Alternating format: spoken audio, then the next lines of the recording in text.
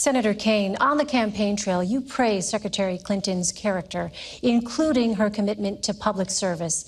Yet 60% of voters don't think she's trustworthy. Why do so many people distrust her? Is it because they have questions about her emails and the Clinton Foundation?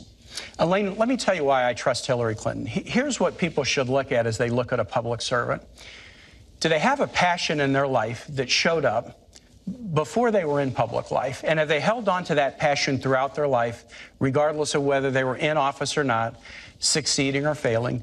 Hillary Clinton has that passion. From a time as a kid in a Methodist youth group in the suburbs of Chicago, she has been focused on serving others with a special focus on empowering families and kids. As a civil rights lawyer in the South with the Children's Defense Fund, First Lady of Arkansas and this country's Senator, Secretary of State, it's always been about putting others first. And that's a sharp contrast with Donald Trump. Donald Trump always puts himself first. He built a business career in the words of one of his own campaign staffers, off the backs of the little guy.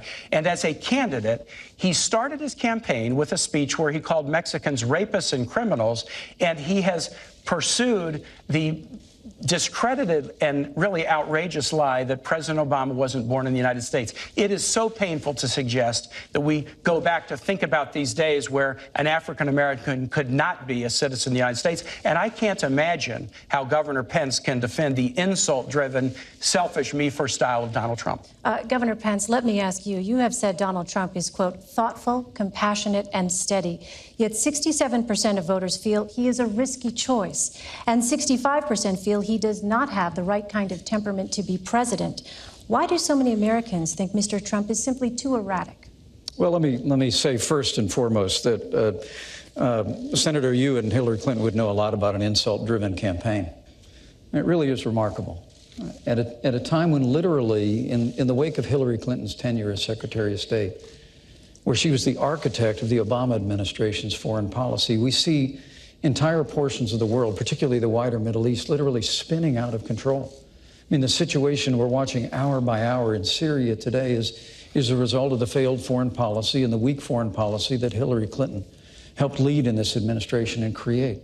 The newly emboldened the aggression of Russia, whether it was in Ukraine or now their heavy-handed approach. Their heavy-handed approach. You both have said Vladimir Putin is a better. Gentlemen, we're going to get to Russia in just a moment, but I do want to get back to the question. But in the midst, yeah, Elaine, thank you, Senator. These guys have praised Vladimir Putin as a great leader. How can they defend that, Senator? We do have that coming up here, but in the meantime, the questions were about your running mates. I must have hit a nerve here. Why the disconnect? At a time of great challenge in the life of this nation, where we've weakened America's place in the world, stifled America's economy, the campaign of Hillary Clinton and Tim Kaine has been an avalanche of insults. Look, to get to your question about trustworthiness, Donald Trump has built a business through hard times and through good times. He's brought an extraordinary business acumen.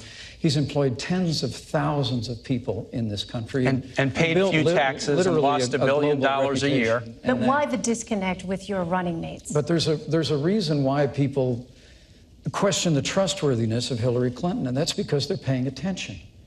I mean, the reality is when she was Secretary of State, Senator, come on. She had a Clinton Foundation accepting contributions from foreign governments. You are Donald Trump's apprentice. Let me talk about this Senator, issue I think I'm still on my time. Well, isn't this a discussion? This is our open discussion. Senator, let's talk about the state of the world.